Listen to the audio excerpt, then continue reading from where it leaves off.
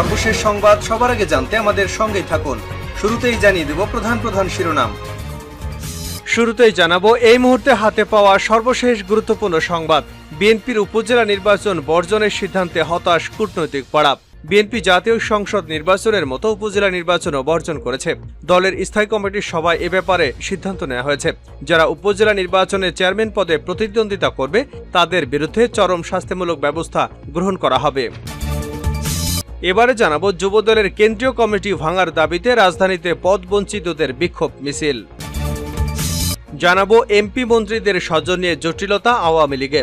উপজেলা পরিষদ নির্বাচনে অংশ নিতে পারবে না আওয়ামী লীগের স্থানীয় এমপি মন্ত্রীর স্বজনরা। এ বিষয়ে দলীয় সভাপতি প্রধানমন্ত্রী শেখ হাসিনার কঠোর নির্দেশনা সংশ্লিষ্টদের জানিয়েছেন বিভাগীয় দায়িত্ব প্রধানের নেতারা। নির্বাচন থেকে সরে দাঁড়ানোর আহ্বানের পাশাপাশি নির্দেশনা না মানলে কঠোর সাংগঠনিক ব্যবস্থা নেবারও হুঁশিয়ারি দিচ্ছেন তারা। এদিকে থাইল্যান্ডের প্রধানমন্ত্রী সিট্রা থাবিসিনের আমন্ত্রণে প্রধানমন্ত্রী শেখ হাসিনা আগামী 24 থেকে 29 এপ্রিল ব্যাংককে সফর করবেন। এই সফরে দুই দেশের মধ্যে 5 চুক্তি সমঝোতা সই হবে। জানিয়ে দেব ভারত থেকে আরও দূরে সরবে মালদ্বীপ। ইন্ডিয়া আউট স্লোগান তুলে মালদ্বীপের প্রেসিডেন্ট নির্বাচনে জয়ী হয়েছিলেন চীনপন্থী মোহাম্মদ মজ্জুব। সেই মজ্জুর দল পিপলস ন্যাশনাল কংগ্রেস দেশটির সংসদ নির্বাচনে বড় জয় পেয়েছে। এর জেরে মালদ্বীপের রাজনৈতিক পরিসরে মজ্জির হাত আরও শক্ত হয়ে গেল। এবং সর্বশেষ জানাবো আন্তর্জাতিক সংবাদ। যুদ্ধের মধ্যেই ইসরায়েলের সামরিক গোয়েন্দা প্রধানের পদত্যাগ। সোমবার ইসরায়েলের সামরিক বাহিনী এক বিবৃতিতে এ তথ্য দিয়েছে। এতক্ষণ শিরোনাম শুনছিলেন, এবার বিস্তারিত।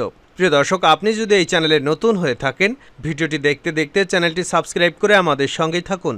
আর এই ভিডিও সম্পর্কে আপনি আপনার মূল্যবান মতামতটি কমেন্ট বক্সে জানিয়ে দিন। আর হ্যাঁ প্রিয় দর্শক, জানিয়ে দিন ভিডিওটি কোথা থেকে দেখছেন। বিএনপির উপজেলা নির্বাচন বর্জনের সিদ্ধান্তে হতাশ কূটনৈতিক পাড়া। বিএনপি জাতীয় সংসদ নির্বাচনের মতো উপজেলা নির্বাচনও বর্জন করেছে। দলের স্থায়ী কমিটির সভায় এ ব্যাপারে সিদ্ধান্ত নেওয়া হয়েছে।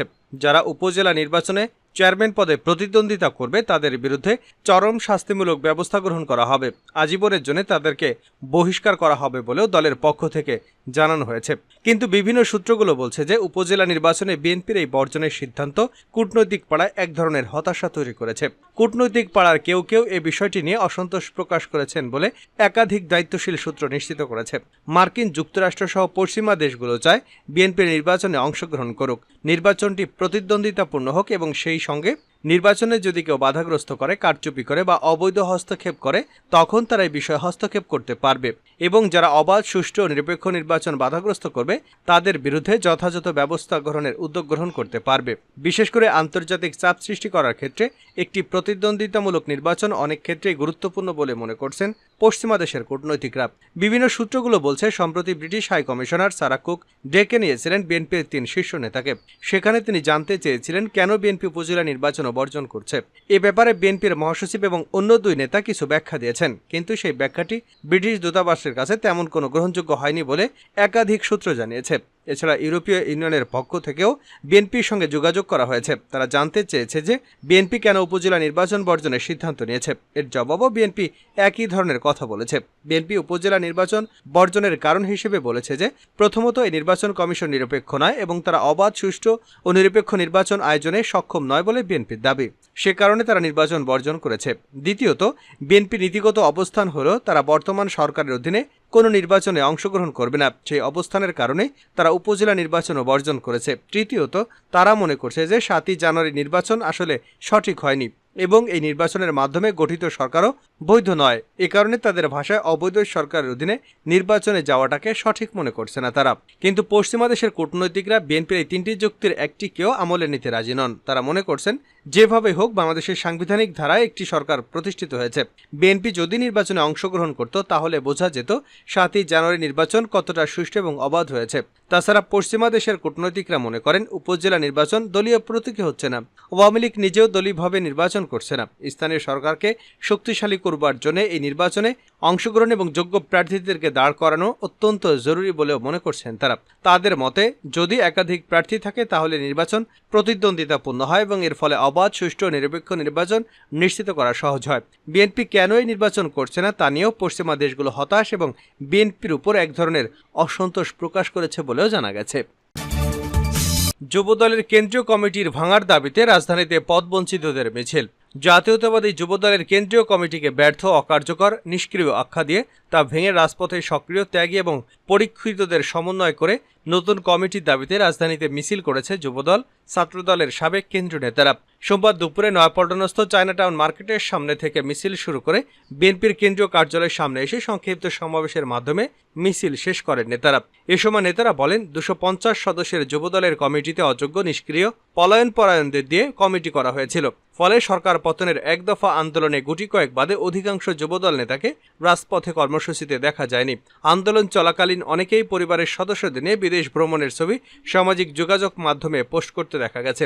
ঘোষিত হরতাল অবরোধ কর্মসূচি সফল করার পরিবর্তে অনেকেই নিজ ব্যবসা প্রতিষ্ঠান খুলে রেখে কর্মসূচি পালন থেকে দূরে থেকেছেন। তারা আরও দাবি করেন, যুবদলের কেন্দ্রীয় নির্বাহী কমিটিতে চেইন অব কমান্ড ভেঙে পড়েছে।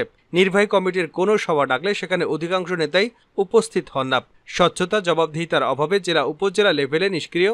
আর্থিক কেলেঙ্কারির মতো ঘটনা ঘটলেও তার কোনো বিচার হচ্ছে না।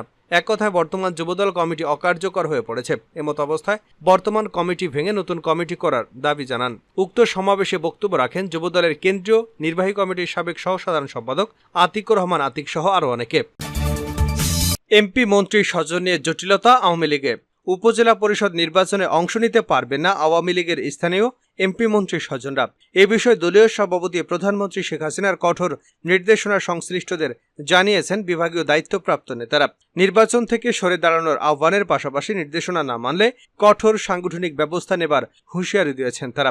তৈরি করেছেন তালিকাও। তবে দলের কঠোর অবস্থানের পরও নির্বাচন থেকে সরতে নারাজ অনেকেই। তারা সামনে আনছেন নানা যুক্তি। কেউ বলছেন স্বজন বলতে শুধু পরিবারের সদস্য বোঝানো হয়েছে, আবার কারো দাবি তারা এমপি মন্ত্রীদের দুঃসম্পর্কের আত্মীয়। তাছাড়া অনেকেই আছেন যারা আগেও জনপ্রতিনিধি এবং দলের গুরুত্বপূর্ণ পদে ছিলেন বা আছেন।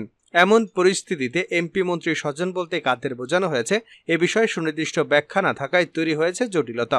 আওয়ামী লীগের বিভাগীয় দায়িত্বপ্রাপ্ত নেতারাও স্বজনদের ব্যাখ্যা এবং নিকটাত্মীয় সীমা নিয়ে ভিন্ন ভিন্ন মতের কথা জানিয়েছেন। কেউ বলছেন স্বজন বলতে সন্তান, স্ত্রী, ভাই বোন, ভগ্নিপতি, শ্যালক শ্যালিকা ইত্যাদিকে বোঝানো হয়েছে। আবার কারো কারো মতে আত্মীয় স্বজন বলতে প্রথমত বোঝায় ফার্স্ট ব্লাড অর্থাৎ ছেলে মেয়ে, স্ত্রী, ভাই বোন। আবার কেউ বলছেন সবকিছুর সংজ্ঞা নির্ধারণ করা যায় না। নির্বাচনে তাদের দলের মূল যে স্পিরিট, নির্বাচনে যেন কেউ প্রভাব বিস্তার করতে না পারে, নির্বাচন যেন অবাধ, সুষ্ঠু ও শান্তিপূর্ণ হয়, সেই লক্ষ্যে বাস্তবায়নে কাজ করছেন তারা। জানতে চাইলে আওয়ামী লীগের সাংগঠনিক সম্পাদক আহমেদ হোসেন বলেন, এই বিষয়গুলো নিয়ে আমরা সংশ্লিষ্টদের সঙ্গে কথা বলেছি। সোমবার পর্যন্ত তো সময় আছে, দেখি কে কি করে। স্বজনদের সংজ্ঞা প্রসঙ্গে জানতে চাইলে তিনি বলেন, এই বিষয়টি অফিসিয়াল ব্যাখ্যাটা আমাদের দলের সাধারণ সম্পাদক সাহেব দেবেন। আমি মনে করি স্বজন বলতে ছেলে হতে পারে, ভাগ্নে ভাতিজা হতে পারে বা অন্য আত্মীয় হতে পারে। বিষয়গুলো নিয়ে আমরা খোঁজখবর নিচ্ছি। আমরা আসলে চাইছি নির্বাচনে যেন কেউ কোনো ধরনের প্রভাব বিস্তার করতে না পারেন। থাইল্যান্ডে যাচ্ছেন প্রধানমন্ত্রী, সই হবে 5 চুক্তি এবং সমঝোতা। থাইল্যান্ডের প্রধানমন্ত্রী সেট্রা থাবিসেনের আমন্ত্রণে প্রধানমন্ত্রী শেখ হাসিনা আগামী 24 থেকে 29 এপ্রিল ব্যাংকক সফর করবেন। এ সময় দুদেশের মধ্যে 5 চুক্তির সমঝোতা সই হবে। সূত্র জানায়, প্রধানমন্ত্রীর সফরে একটি চুক্তি, 3টি সমঝোতা স্মারক এবং একটি লেটার অব ইন্টেন্ট সই হবে। এসবের মধ্যে রয়েছে অফিসিয়ালি পাসপোর্টধারীদের জন্য ভিসা ও ভর্তি সংক্রান্ত চুক্তি, জ্বালানি সহযোগিতা বিষয়ক সমঝোতা স্মারক, পর্যটন সহযোগিতা সংক্রান্ত সমঝোতা স্মারক, শুল্ক সংক্রান্ত পারস্পরিক সহযোগিতা বিষয়ক সমঝোতা স্মারক এবং মুক্ত বাণিজ্য চুক্তির আলোচনা শুরুর জন্য লেটার অব ইন্টেন্ট। আগামী 26 এপ্রিল প্রধানমন্ত্রী শেখ হাসিনাকে আনুষ্ঠানিকভাবে অভ্যর্থনা জানাবেন থাইল্যান্ডের প্রধানমন্ত্রী সেট্রা থাবিসেন। একই সঙ্গে তাকে আনুষ্ঠানিক গার্ড অব অনার দেওয়া হবে। একই দিন বাংলাদেশের প্রধানমন্ত্রী গভর্নমেন্ট হাউস প্রধানমন্ত্রীর সেট্রা থাবিসেনের সঙ্গে দ্বিপাক্ষীয় বৈঠক করবেন। প্রধানমন্ত্রী থাইল্যান্ডের রাজপ্রাসাদে থাইল্যান্ডের প্রধানমন্ত্রীর আয়োজিত রাষ্ট্রীয় মধ্যাহ্নভোজেও যোগ দেবার কথা রয়েছে প্রধানমন্ত্রী শেখ হাসিনার। জানাবো আন্তর্জাতিক সংবাদ। যুদ্ধের মধ্যেই ইসরায়েলের সামরিক গোয়েন্দা প্রধানের পদত্যাগ। ফিলিস্তিনের অবরুদ্ধ গাজা উপত্যকায় ইসরায়েলের যুদ্ধের মধ্যেই ইসরায়েলি সামরিক গোয়েন্দা প্রধান মেজর জেনারেল আহরান হালিভা পদত্যাগ করেছেন। সোমবার ইসরায়েলের সামরিক বাহিনী এক বিবৃতিতে এ তথ্য দিয়েছে। বিবৃতিতে ইসরায়েলি সামরিক বাহিনী বলছে, মেজর জেনারেল আহরান হালিভা সামরিক গোয়েন্দা প্রধানের পদ থেকে পদত্যাগ করেছেন। নতুন একজন দায়িত্ব গ্রহণের সঙ্গে সঙ্গে তিনি এ পদ থেকে সরে দাঁড়াবেন। গত অক্টোবর মাসে নজিরবিহীন হামলা ঠেকাতে ব্যর্থ হওয়ার পর থেকেই চরম সমালোচনার মুখে পড়ে ইসরায়েলি সামরিক বাহিনী এবং গোয়েন্দা বিভাগ। এমনকি এই হামলা ঠেকাতে না পারার দায় পর্যন্ত স্বীকার করেন আহরান হালিভা। এই ব্যর্থতা দায় নিয়ে এবার গোয়েন্দা প্রধানের পদ থেকেই সরে দাঁড়ালেন তিনি। গত 7 অক্টোবর দক্ষিণ ইসরায়েলে প্রবেশ করে নজিরবিহীন হামলা চালিয়ে 1200 ইসরায়েলিকে হত্যার পাশাপাশি প্রায় 250 জন ইসরায়েলি এবং বিদেশি নাগরিককে গাজায় বন্দী করে নিয়ে আসে হামাস। একই দিন হামাসকে নির্মূল এবং বন্দীদের মুক্তি নিশ্চিত করতে ফিলিস্তিনি স্বাধীনতাকামী এই সংগঠনের বিরুদ্ধে যুদ্ধ ঘোষণা করে ইসরায়েল। গত নভেম্বরে 7 দিনের যুদ্ধবিরতি চুক্তির বিনিময়ে 110 জন ইসরায়েলি বন্দীকে হামাস মুক্তি দিলেও এখনও তাদের হাতে শত শত বন্দী রয়েছে। অন্যদিকে গাজার স্বাস্থ্য মন্ত্রণালয় জানিয়েছে, গত 7 অক্টোবর গাজা উপত্যকায় ইসরায়েলি হামলায় নিহতের সংখ্যা 34,000 ছাড়িয়েছে। তাদের অধিকাংশই নারী ও শিশু। এছাড়া এ পর্যন্ত 76,000-এরও বেশি মানুষ আহত হয়েছেন।